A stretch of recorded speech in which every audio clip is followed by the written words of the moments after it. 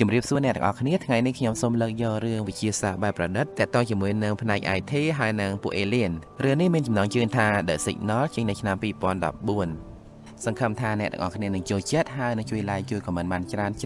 ជាពិសេសសម្រាប់អ្នកថ្មីសូមកុំភ្លេចជួយ subscribe channel ឬក៏ follow page មនោចរណៃដើម្បីផ្ដល់ជាកម្លាំងចិត្តដល់ខ្ញុំផងបាទសូមអរគុណតួឯករបស់យើងឈ្មោះថា Nick ហើយពេលនេះគាត់កំពុងតែធ្វើដំណើរជាមួយនឹងសង្សាររបស់គាត់ឈ្មោះ Harley ហើយនៅមិត្តសម្រាប់របស់គាត់ម្នាក់ទៀតឈ្មោះ Jonah ចេញពីសាលា MIT ឆ្ពោះទៅកាន់រដ្ឋ California សហរដ្ឋអាមេរិកហើយចម្ងាយផ្លូវដែលពួកគេត្រូវធ្វើដំណើរមានរហូតដល់ជាង 5000 គីឡូម៉ែត្រគិតទៅឆ្ងាយខ្លាំងណាស់ត្រូវចំណាយពេលបើកឡានជាច្រើនថ្ងៃទើបទៅដល់ចឹងហើយទើបនៅតាមផ្លូវពួកគេឆ្លៀតឈប់សម្រាកចូលកន្លែងកម្សាន្តនានាញ៉ាំអីជុំគ្នាឬក៏រត់ហាត់ប្រាណលេងជាដើមមានយប់មួយនៅក្នុងបន្ទប់អូតែរបស់ពួកគេយើងឃើញថា Nick ជាមនុស្សស្វិតជើងគាត់បានដាស់ Jonah ឲ្យភ្ញាក់ព្រោះមានមនុស្សឈ្មោះ Nomad បានផ្ញើសារបានរំខានពួកគេទៀតហើយកន្លងមក Nomad បានប្រើឈ្មោះ Nick ហើយនឹង Jonah hack ចូលទៅក្នុង server របស់សាលា MIT ដែលធ្វើឲ្យពួកគេមានត្រូវគេដេញចេញពីសាលាបាត់ហើយចាប់តាំងពីពេលនោះមក Nomad បានតាមឆាយឆៅ Nick ហើយនឹង Jonah រហូតដល់ទ្រាំបាន Nick ក៏គម្រាមបកក្រាតរឿងរបស់ Nomad ឲ្យគេដឹងនៅពេលនោះ Nomad បាន hack ចូលក្នុងកុំព្យូទ័រមួយទៀតដែលនៅខាងក្រៅក្នុងពួកគេហើយបាន live សកម្មភាពរបស់ពួកគេផ្ទាល់ឲ្យពួកគេឃើញតែម្ដងបានន័យថា Nomad គឺខ្លាំងខាងជំនាញ IT ណាស់ប៉ុន្តែ Nick ហើយនឹង Jonah ដែលជានិស្សិតនៅសាលា MIT ក៏មិនមែនអន់ប្រមាណដែរពួកគេបានរួមគ្នាឆែកមើលទីតាំងរបស់ Nomad ចង់ដឹងថាគាត់នៅទីណាហើយចុងក្រោយពួកគេបានរកឃើញថាគាត់នៅរដ្ឋ Nevada ជាប់នឹងរដ្ឋ California ហ្នឹងឯងស្អែកព្រឹកឡើងពួកគេបានបន្តដំណើរទៅមុខទៀតហើយនៅតាមផ្លូវពួកគេក៏បានទទួលរូបភាពឡានរបស់ពួកគេពី Nomad បានន័យថា Nomad តាមដានពួកគេគ្រប់ជំហាននៅពេលនោះពួកគេអត់ដឹងថា Nomad ចង់បានអីពីពួកគេទេហើយ Nick បានសន្និដ្ឋានថាប្រហែលជា Nomad នឹងចង់អួតថាគាត់ខ្លាំងតែប៉ុណ្ណោះប៉ុន្តែ Jonah វិញនៅអត់សុខទេគាត់ចង់បបួល Nick ទៅជួប Nomad ផ្ទាល់តែម្ដងចង់ដឹងថាគាត់ណាមិននៅក្នុងខ្លួនបានចេះតែតាមឆាយឆៅពួកគេបន្តមកនៅកន្លែងចាក់សាំង Jonah ព្យាយាមតាមស្វែងរកទីតាំងពិតប្រាកដរបស់ Nomad ហើយ Nick បានជាប់ពីឡានដើម្បីចូលម៉ាតទិញកាហ្វេពេល Nick ចេញពីម៉ាតវិញគាត់បានល្អដួលធ្វើឲ្យកាហ្វេកពប់ស្រោចខ្លួនគាត់ពេញ Harley ហើយនឹង Jonah ឃើញអញ្ចឹងក៏ប្រញាប់រត់ទៅជួយតែ Nick អត់ចង់ឲ្យគេជួយទេគាត់ក៏បានដើរចូលទៅក្នុងម៉ាតដើម្បីទិញកាហ្វេម្ដងទៀតបន្តមកពេលត្រឡប់មកដល់ឡានវិញ Jonah បានប្រាប់ថាគាត់បានរកឃើញទីតាំងរបស់ Nomad ហើយគឺវានៅប្រហែលជា200 គីឡូម៉ែត្រពីទីតាំងរបស់ពួកគេនឹងដល់ពេលអញ្ចឹង Nick ក៏យល់ព្រមជាមួយនឹង Jonah ឈានចូលទៅលេង Nomad នៅតាមផ្លូវក៏មិនខាតជើងបន្តមកនៅពេលដែលពួកគេរៀបចំចេញដំណើរស្រាប់តែបាត់ខ្លួន Harley ដែលជាតកង់ឡានហើយបន្តិចក្រោយមក Nick បានរកឃើញនាងអង្គុយមើលទេសភាពនៅកន្លែងមួយនៅជិតនឹងនៅក្នុងការសន្ទនារបស់ពួកគេនៅពេលនោះយើងដឹងថាពួកគេខ្លាចជាសង្សារគ្នាមុនពេលដែល Nick មានជំងឺស្វិតជើងហើយនៅពេលនេះដោយសារតែ Nick មានជំងឺស្វិតជើងគាត់ចង់សុំបាយពីនាងដើម្បីកុំឲ្យនាងមករស់នៅពិបាកជាមួយនឹងគាត់ពេល Harley ឮអញ្ចឹងនាងអន់ចិត្តណាស់នាងគិតថា Nick អស់ចិត្តពីនាងហើយក៏ដោះខ្សែកដែល Nick ឲ្យនាងគាត់ចោលចូលទៅក្នុងជ្រោះបន្តមកពួកគេទាំង3បានធ្វើដំណើរដល់ទីតាំងរបស់ Nomad ដែលទីនោះមើលពីក្រៅទៅដូចអត់សមថាជាកន្លែងដែលមានមនុស្សនៅទេប៉ុន្តែ Nick ហើយនឹង Jonah នៅតែសម្រេចចិត្តចូលទៅឆែកដើម្បីដឹងច្បាស់នៅពេលពួកគេចូលទៅដល់ខាងក្នុងពួកគេបានពិនិត្យឃើញថាទីនោះពិតជាអត់មានមនុស្សនៅមែនត្រឹមពេលនោះពួកគេបានឮសំឡេងរបស់ Harley ដែលចាំនៅខាងក្រៅស្រែកប៉ុន្តែនៅពេលដែលពួកគេចេញទៅមើលអត់ឃើញ Harley នៅក្នុងឡានទេពេលឆ្លោះពិលស្វែងរកចុះឡើងស្រាប់តែឃើញ Harley ត្រូវបានស្អីម្យ៉ាងទេបូមឡើងទៅលើមេឃបន្តមកមិនដឹងកើតហេតុភេទអីទេ Nick ក៏បានស្លាប់ពេលដឹងខ្លួនមកវិញ Nick នៅកន្លែងមួយមើលទៅដូចមន្ទីរពេទ្យអញ្ចឹងហើយក៏ត្រូវបានបរិយាម្នាក់ពាក់អាវដូចអ្នកអវកាសរុញទៅបន្ទប់មួយនៅក្នុងបន្ទប់នោះមានបរិយាម្នាក់ទៀតពាក់អាវអវកាសដូចគ្នាបានណែនាំខ្លួនប្រាប់ Nick ថាគាត់មានឈ្មោះថា Dr. Wallace Diamond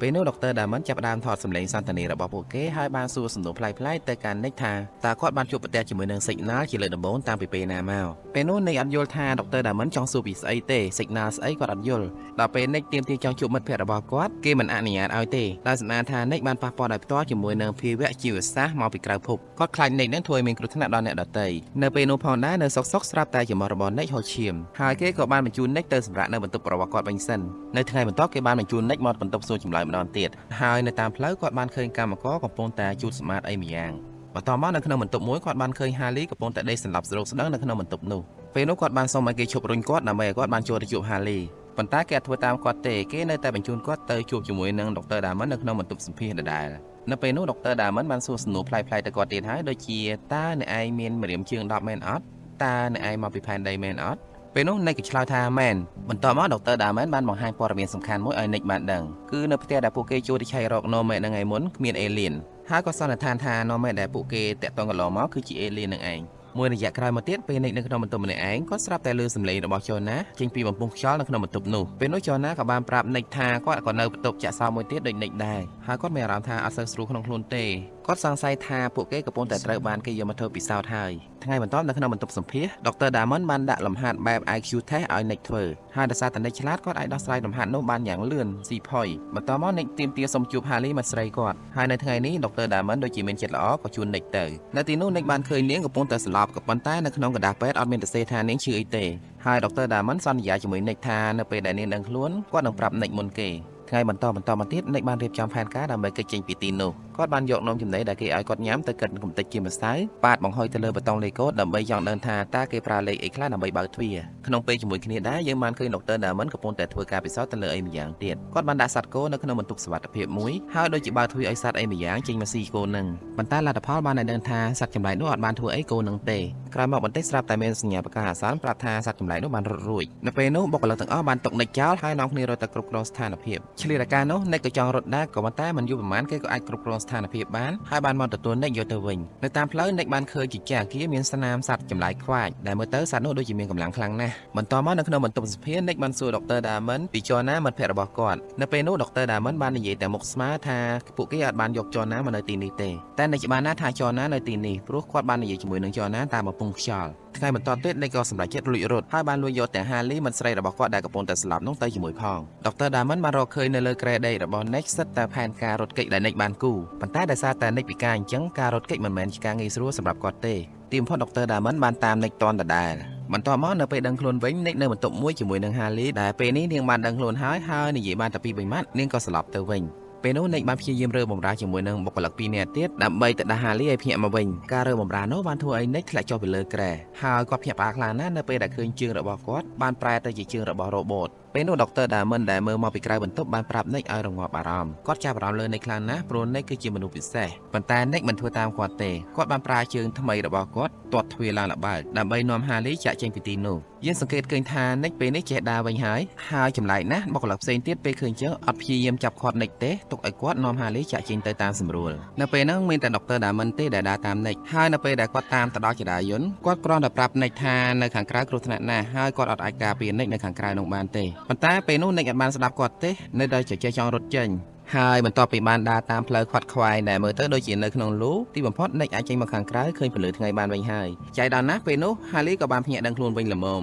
ហើយ Nick ក៏បានគ្រានាងប្រញាប់ចាក់ចេញពីទីនោះពេលដើរបានឆ្ងាយបន្តិចស្រាប់តែមានឡានមួយបរមកពីក្រោយពួកគេហើយពួកគេក៏សុំឡាននោះដោយសារតកង់ឡានចិត្តល្អនោះគឺជាស្ត្រីចំណាម្នាក់ដែលមានចរិតចម្លែកបន្តិចនៅតាមផ្លូវគាត់បាននិយាយតែម្នាក់ឯងដូចជាសប្បាយចិត្តខ្លាំងណាស់ពេលឡានបើកទៅដល់ការ៉ាសាំងមួយ Nick បានសុំចុះគាត់បានទុក Harley ឲ្យនៅខាងក្រៅចាំគាត់មកផ្លែតហើយគាត់បានដើរចូលទៅក្នុងម៉ាតដើម្បីរកទូរស័ព្ទប្រើនៅក្នុងម៉ាតនោះទូរស័ព្ទអត់ដំណើរការទេហើយគាត់បានឃើញនៅក្នុងទូរទស្សន៍គេកំពុងតែប្រកាសរកចាប់ខ្លួនគាត់ដោយចោទថាគាត់មានផ្ទុកមេរោគឆ្លងភ្លាមនោះស្រាប់តែឃើញឡានពណ៌ក្រហមធំមួយដឹក Harley ចាក់ចេញទៅពេលនោះ Nick ក៏បានរត់ដេញតាមឡានហើយដោយសារតែគាត់មានជើង robot ស៊េរីថ្មីគាត់រត់លឿនខ្លាំងណាស់អាចតាមទាន់ឡាននោះតកង់ឡានឃើញអញ្ចឹងក៏ចង់រៀបរកកំភ្លើងយកមកបាញ់ Nick ក៏ប៉ុន្តែកំភ្លើងនោះត្រូវបាន Harley យកបានមុនហើយព្យួងគាត់ឲ្យចុះពីឡានបន្ទាប់មកពួកគេក៏បានបើកឡានធំនោះចាក់ចេញទៅកន្លែងទៅមើលដុកទ័រ Diamond វិញគាត់បានប្រើឡានប៉ូលីសទៅចាំស្ទាក់ Nick នៅផ្លូវខាងមុខពេលហ្នឹងគាត់បានបញ្ឈប់ឡានស្ត្រីដែលអនុញ្ញាតឲ្យ Nick ហើយនិង Harley ដោយសារមុនហ្នឹងហើយបានកោះហៅគាត់យកទៅសួរចម្លើយនៅបន្ទប់សួរចម្លើយស្ត្រីម្នាក់នោះនៅតែនិយាយតែម្នាក់ឯងដូចជាសប្បាយចិត្តណាស់អត់បានឆ្លើយចំសំណួរដែលដុកទ័រ Diamond សួរទេហើយបន្តិចក្រោយមកស្រាប់តែមានឈាមហូរចេញពីច្រមុះរបស់គាត់ប្រហែលជាគាត់ឆ្លងរោគមកពី Nick ហើយនៅពេលហ្នឹងដុកទ័រ Diamond មិនដឹងគិតអីទេក៏សម្លាប់ស្ត្រីនោះចោល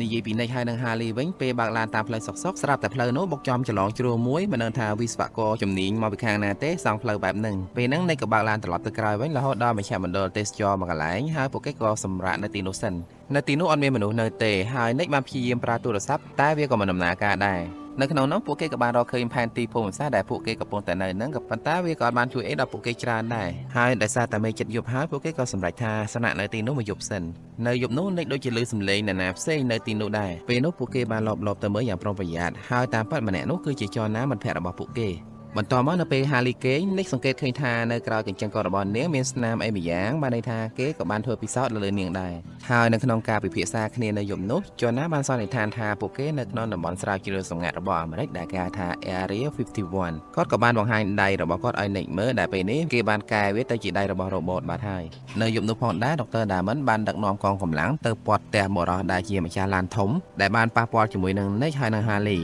ពេលនោះបារម្ភម្នាក់នឹងបានប្រើកំភ្លើងវែងព្យួងដុកទ័រ Diamond តែគាត់បាញ់អត់ចេញចុងក្រោយក៏ត្រូវបានដុកទ័រ Diamondបាញ់សម្លាប់វិញ ស្អែកឡើងក្រុមរបស់ Nick បានធ្វើដំណើរបន្តទៅមុខទៀតនៅតាមផ្លូវពួកគេបានជួបជាមួយនឹងប៉ូលីសមួយក្រុមស្ទាក់ចាំឆែកឡានពួកគេឃើញសភាពអត់សូវស្រួលចណាក៏ព្យាយាមបើកឡានរត់ក៏ប៉ុន្តែគេដូរចាប់ឡានជាប់ពេលហ្នឹងចណាម្នាក់ឯងក៏ចេញទៅប្រយុទ្ធជាមួយនឹងប៉ូលីសមិនដឹងសំអាងទៅលើអីទេហើយត្រូវបានប៉ូលីសបាញ់ឲ្យត្រូវរបួសជាដំណំទោះបីជាយ៉ាងនេះក៏ដោយចណានៅតែនឹកឃើញដល់មិត្តភក្តិរបស់គាត់ចង់ឲ្យ Nick បើកឡាននាំហាលីរត់ទៅឲ្យគាត់ជាអ្នកវាយការពារបន្តមកចណាបានប្រើដៃមហាកម្លាំងរបស់គាត់វាយបង្គោលដោយឡានចោលដើម្បីឲ្យ Nick អាចបើកឡានដឹកហាលីចាក់ចេញពីទីនោះបន្តមកទៀតគាត់ក៏បានផ្គុំដៃវាយទៅដីដើម្បីឲ្យរំជួយតំបន់នោះធ្វើឲ្យក្រុមប៉ូលីសប៉ាងហើរពីដីពិតជាអស្ចារ្យខ្លាំងណាស់ក្រោយពីហេតុការណ៍នោះយើងមិនដឹងថាមានរឿងអីកើតឡើងចំពោះចណាទេកន្លែងទៅមើល Nick ហើយនឹងហាលីវិញពេលពួកគេធ្វើដំណើរបានឆ្ងាយបន្តិច Nick បានឃើញដុកទ័រ Damon ហើយនឹងកងកម្លាំងមួយចំនួនកំពុងតែត្រៀមចាប់គាត់នៅផ្លូវខាងមុខពេលនោះ Nick បានបន្ថែមល្បឿនឡានគិតថាទៅដល់នោះគឺបុកយកតែម្ដងប៉ុន្តែនៅពេលទៅជិតដល់ឡានរបស់គាត់បានជន់តាក់ធ្វើឲ្យបែកកង់កលាប់ផ្ងាជើង